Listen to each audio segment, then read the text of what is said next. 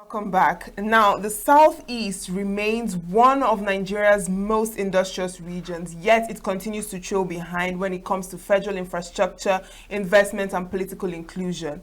And so today we'll unpack these disparities in Southeast development with Honorable Uche Onyagocha, a former member, Federal House of Representatives. Good morning. Thank you so much for joining us. Good morning. Right now, Honorable Onyagocha, you've been vocal about the current structure of Nigeria being unfair to the Southeast, especially in terms of federal appointments and resource control. Now, I'd like to know, why do you think that is so? Why do we have that situation in the country currently? Well, the situation has arisen more by the fact of the dubious constitution we are operating in the country. Today, the single most dangerous document in Nigeria is the Constitution of the Federal Republic of Nigeria, 1999. That is a very dubious document. It is a fabrication and not the wish of the people. It is a decree and not the constitution of the people of Nigeria. The clause at the introduction of the constitution which says we the people is dubious and unacceptable. It was a document hurriedly prepared by Abdul Salam Abubakar out of panic, and he simply dumped it on Nigerians and left. As long as Nigeria continues to be run on the basis of the 1999 constitution, Igbos and many other groups that didn't have a hand in the making of the 1999 constitution will continue to suffer.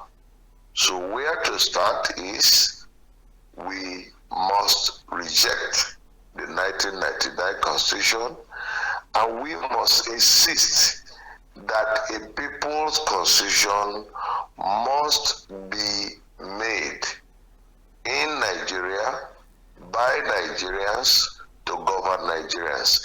This will resolve the issues of imbalance which the Igbos and many other groups in Nigeria are suffering. Anything short of this is a waste of time. All right. All right. Thank you for that response. Now, can you briefly describe how you see the current development gaps between the Southeast and other regions in Nigeria currently? Well, I have said that these gaps are already legally created, because if you look at the number of local government areas that Kano State and Jigawa State have gotten, vis-a-vis the total number of local government areas that the entire Southeast has in the Constitution, is a very fatal injury. And unless it is corrected, this imbalance will continue to grow. The local governments were created by military dictators under Abacha and all the rest of them. And it didn't follow any yardstick that anybody should respect. Therefore, I see all the structural imbalance are still emanating from that constitution. And in whichever way you look at it, whether politically, whether by issue of zones as per the 5 states that we have in the Southeast, and whether it's even by way of siting of infrastructure, the Southeast is the biggest loser. I'll give you a very practical example. The most mobile ethnic group in Nigeria today is the Southeast. But anytime you talk about railway development, the South is excluded. They tell you such nonsense like Port Harcourt to Kano. That is not where the traffic is. The biggest human traffic today of goods and services is from the Southeast to the Southwest. But they are not interested in developing the railway in that direction. Why?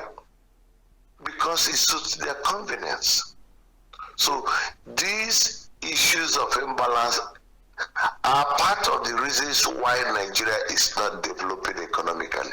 You cannot exclude the hub of business development and expect your economy to grow. The Southeast are all over the country, the Igbos are all over the country, building industries and growing the economy. They are the only people that are moving 24 hours across the world, across the country, trying to set up infrastructure for the development of the economy. Yet everything is structured to hamstring them. That's why Nigeria is not making any progress.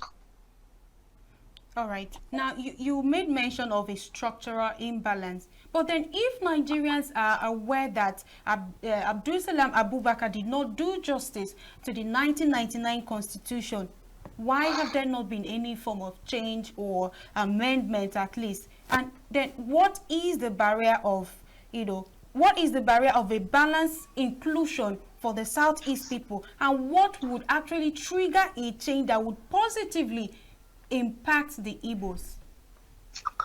There have been amendments to the Constitution, don't get me wrong.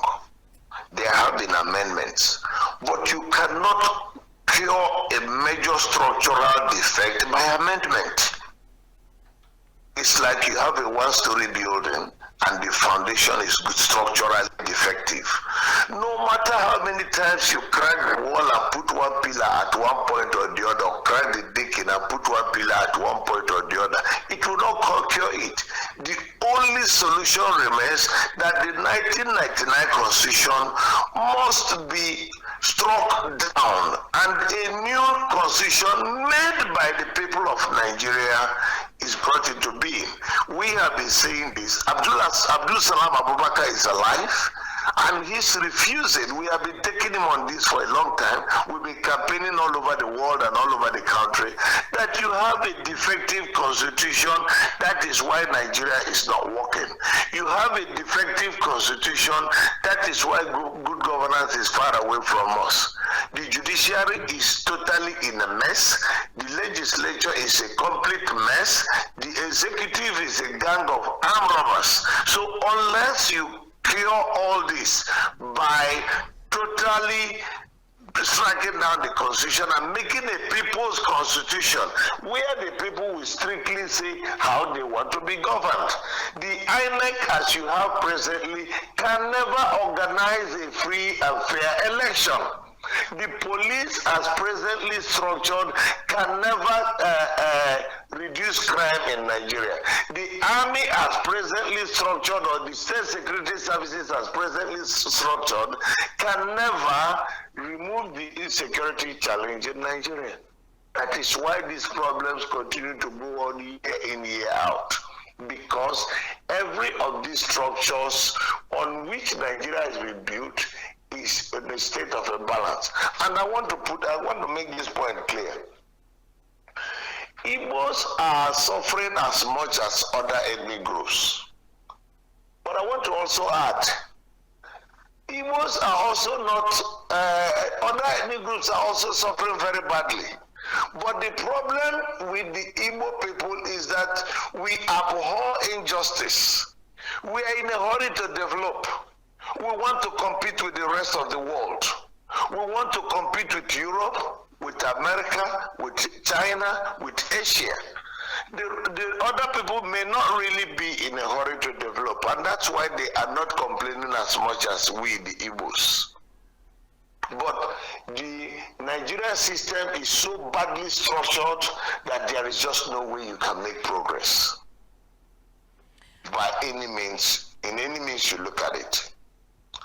Right. So it is high time we sit down as a people and know that we now have to reach out to other ethnic divide and wake them up to the fact that we can no longer continue to run this country using the 1999 Constitution of the Federal Republic of Nigeria. That single, most dubious and dishonest document. It is the most dangerous document in the country today. And unless it is jettisoned, Nigeria will continue to go down the hills and down the drains until it totally collapses. Now, speaking of structural imbalance, you've mentioned the issue of security in the southeast. And you've earlier linked bad governance and disregard for the rule of law as causes of insecurity in the southeast. So can you throw more light on that? What would you say are the governance failures that have accelerated the tension in the southeast, and how can these issues be rectified? First, it all starts through the dubious elections we have been conducting in Nigeria. Most of the people who are rigged into power in the southeast are rigged from Abuja. Abuja manipulates the elections in the southeast much more than most parts of this country, so as to foist the wrong leaders on the people. So you have wrong representatives, and these wrong representatives cannot they do not understand the needs of their people, not to talk of addressing it. They are so far away from their people. They're even afraid of living amidst their people. They can't stay with their people without security. As I'm talking to you now, I am in my village, Umwagam Obis, in Owerri West Local Government area. How many politicians go to their village and spend a week without police, without army, without dogs that will protect them? We must be able to have and elect leaders who must be attuned with their people, who must be able to discuss with their people as to the way forward to resolving the security challenge in their area. What is the business of the federal government continuing to arrest, detain, and dubiously pretend that it is prosecuting Nnamdi Kanu? And most of those who are even calling for the release of Nnamdi Kanu are not just calling for his release. They are missing a very strong element in the call for his release. He must be released unconditionally. He has a right to agitate for Biafra.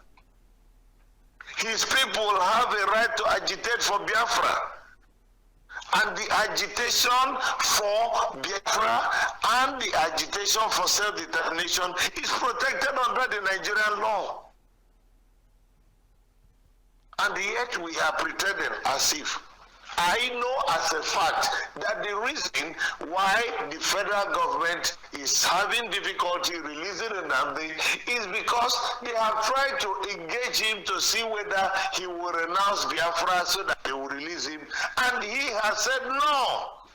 And he does not have to renounce Biafra. They are afraid that if they release him, he will continue the agitation. But in a country that is not functioning, in a country that is not moving forward, why shouldn't Nnamdi renounce the struggle for the agitation for Biafra? Because Nigeria is not moving forward. Tell me, can you explain the reason why most of those who were granted pardon by Mr. President are people who are involved in drug trafficking, people who are involved in all manner of criminal activities? And then you add the name of Herbert Macaulay in it in order to dilute the whole process. And everything about the election 2027 is being structured to rigging the election. Mr. President knows that it is wrong of him to be putting up his posters for 2027 election ahead of the election. But he has been putting it since in the last 1 year. So there is a total violation of everything. So why wouldn't there be security? Nigeria is a country where jungle justice is the only thing that suffices. The higher the ability you have to bear arms and show force, the more you'll be respected. Anybody who wants to play by the books, play by the rule of law, will be excluded. And will be marginalized, will be abused and raped. So we are already in a state of anarchy. And that is the problem we are facing as of today, and that's why everybody is lamenting, but more particularly the Igbos, because we are Republican in nature and we abhor injustice. And at all times, we want to fight for an egalitarian society where everybody will have equal opportunity to develop. But Nigeria has no provision for that. All right. Now, since you mentioned Nnamdi Kanu and the clemency that the president talked about, now I would like to understand, why do you think Sowore and the likes of Atiku all of a sudden became invested in issues affecting the Southeast? Because we are aware that they are planning the answer is simple: political consideration.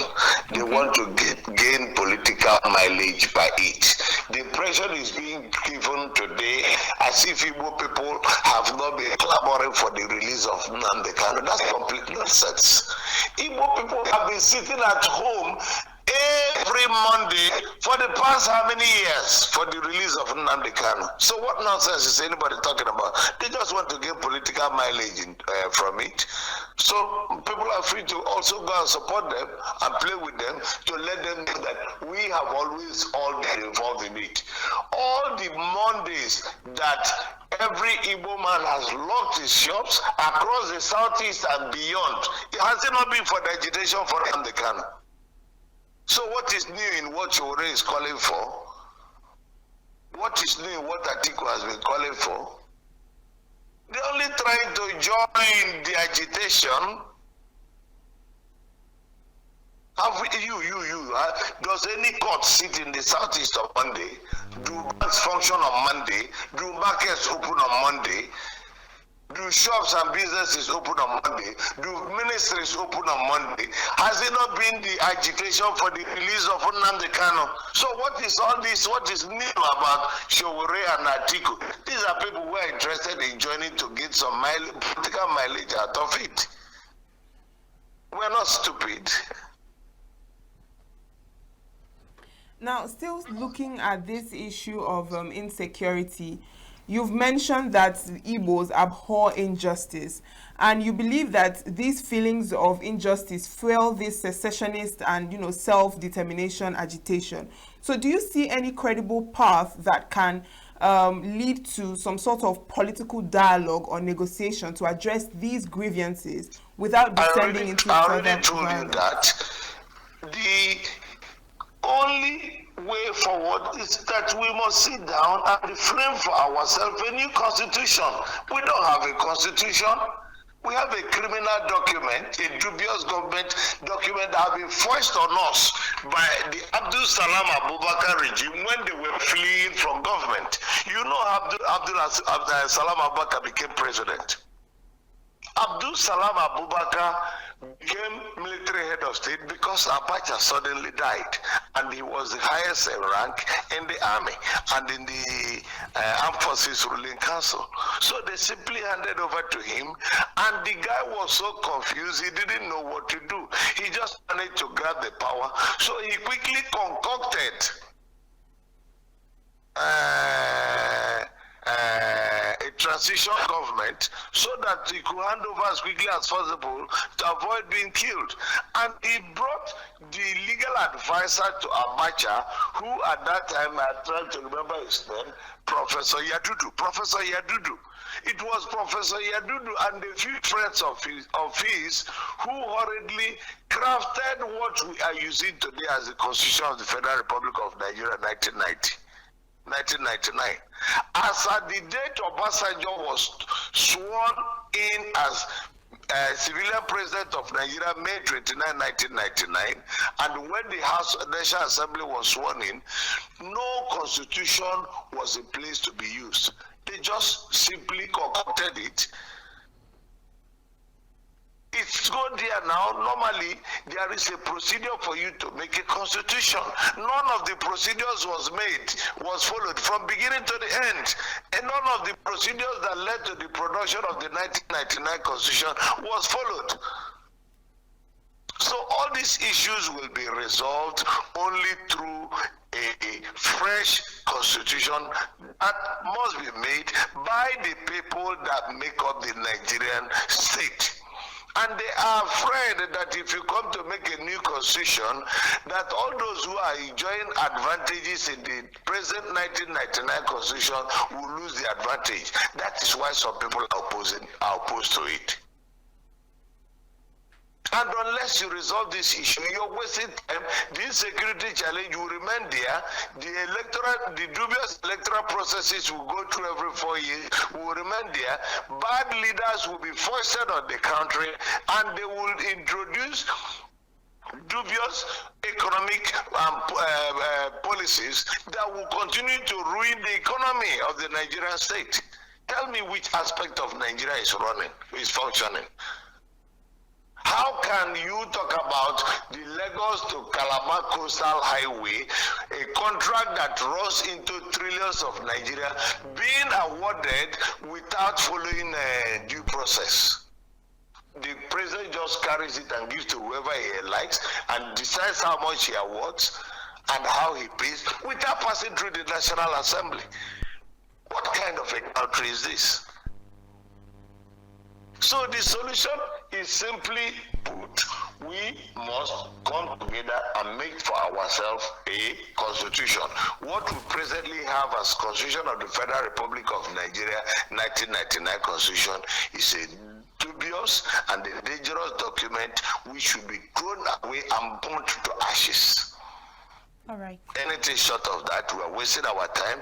The economic problems will remain there. The political problems will remain there. The security problems will remain there. And all other problems that are holding Nigeria down will remain there. And all the pretense that people make when they say that Nigeria is one indivisible entity, that's complete nonsense. Balderdash. It will not work. It's just a matter of time before the country collapses. The country is far gone, down the hills. What President Tinubu and his gang are doing is looting the resources of the country. Nothing more, nothing less. Look at Egypt, how they acquired it. Did they follow due process? At the time President Tinubu became president of Nigeria, Wando oil industry was bankrupt. In less than 1 year after he became president, Wando, which belongs to his brother, is now worth over trillions of naira. They suddenly own Egypt from being bankrupt, and they are acquiring other areas of the economy. But how much wealth do you need to acquire before you can say this greed? You must call it to order. Is there anything that has been put in place that will assure you that the 2027 election will be anything near to free and fair? So why would people want to participate? Is there any guarantee you have seen in INEC? Is it the way they have stifled Labour Party, the way they have created crisis in PDP are sponsoring the crisis, the way they are creating crisis in ADC and every other party because they want Bola Tinubu to run for election as a sole candidate in 2027 or as a sole candidate of APC with midgets hoisted in other parties so that he doesn't even need to come around to campaign. The truth is that Mr. President does not even have the health to go around the effective campaign across the 36 states of the Federation. And that's why they want to stifle every political party to make sure that no party has a serious candidate, so that he can still sit in the villa and be declared winner of 2027 election, just like Paul Biya. All right, Honorable Nyagocha. Now, apart from the seat at home and the insecurity that we have actually talked about as part of the disparities that the Southeast is witnessing, another issue is demolition of Igbo people's businesses, across the West. What are your thoughts on that? On the issue of demolition of Igbo people's properties in the southwest, I would say that I condemn it in its entirety. But at the same time, I want to point out that if only the Igbo people can bring home 25%, not more than 25% of their wealth across the country, you will not recognize the Southeast. So as much as I condemn it, I say it is high time we start repatriating our wealth back home and develop it. There is none of these businesses that we are running outside Igbo land that you cannot run in Igbo land. So it is a clarion call on our people to start repatriating their wealth back home. And there is this thing I need to make very clear to you and every other person who is willing to listen, and that is the fact that if you look at it very clearly, very clearly, let's use Delta State for a start. Delta State is, as a state, is richer than Anambra State. But the people of Anambra State are richer than the people of Delta State. Akwa Ibom State is by far richer than Abia State as a state. But the people of Abia State are richer than the people of Akwa Ibom State. River State as a state is richer than Imo State. But the people of Imo State are richer than the people of River State. And bearing that in mind, I want to use this opportunity to encourage our people that in the midst of all that is happening, that we have to think inwards, look inwards, develop inwards. We will still engage Nigeria, but we have to take just 25% of our wealth back home. And the biggest challenge we face as a people is not from the ordinary rank and file of Igbo people. It is from the Igbo elites. Those ones who were always opposing a sit at home, who were always talking nonsense, creating the impression as if they are interested in Igbo economy, but who have no investment in Igbo land. Go and check the people who make the most noise about Igbo land. Check how much they are worth. Check their investment in Igbo land. It's next to nothing. All right. Not up to 5% of their wealth is in Igbo land. When they come to their village and build a house and go to the state capital and build a hotel and another house, they say they have invested in Igbo land. That's complete nonsense. All right. Honorable Uche Onyagocha, we apologize. We know that you have barely scratched the surface of this conversation, but we hope to revisit it some other day. Thank you so much for joining us. God bless you. Bless you too. And yes, we have come to the end of that conversation with Honorable Uche Onyagocha, the former member Federal House of Reps and the former secretary to the state government in Imo State. And we just spoke about Nigeria's Southeast development disparities. And thank you so much for joining us. We'll take a short break. Stay with us.